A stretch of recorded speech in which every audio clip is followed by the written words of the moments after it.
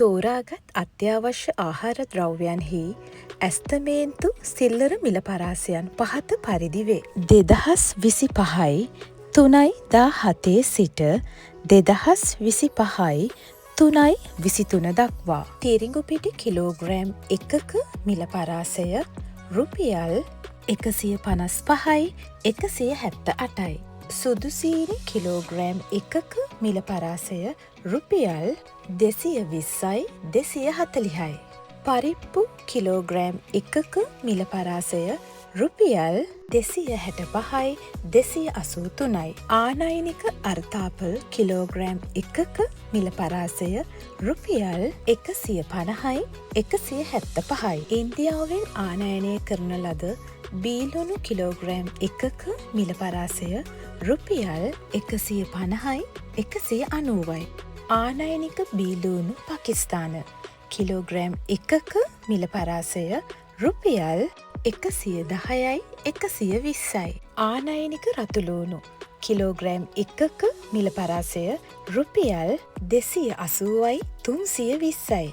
වියලි හාල් මැස්සන් තායිලන්ත කිලෝග්‍රෑම් 1ක මිල පරාසය රුපියල් 792යි 871යි. අනෙකුත් වියලි හාල් මැස්සන් කිලෝග්‍රෑම් 1ක මිල පරාසය රුපියල් 640යි 723යි.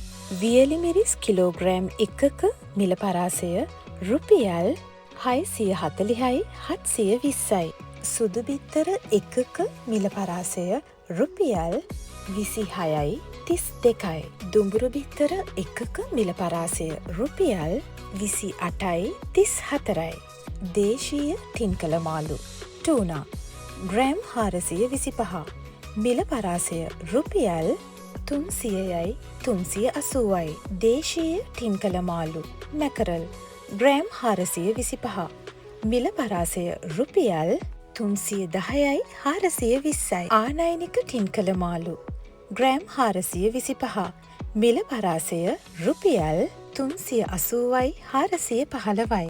දේශීය සුදු කැකුළු සහල් කිලෝග්‍රෑම් 1ක මිල පරාසය රුපියල් 210යි 220යි. දේශීය රතු කැකුළු සහල් කිලෝග්‍රෑම් 1ක මිල පරාසය රුපියල් 210යි 220යි. දේශීය සුදු නාඩු සහල් කිලෝග්‍රෑම් 1ක මිල පරාසය රුපියල් 220යි 230යි.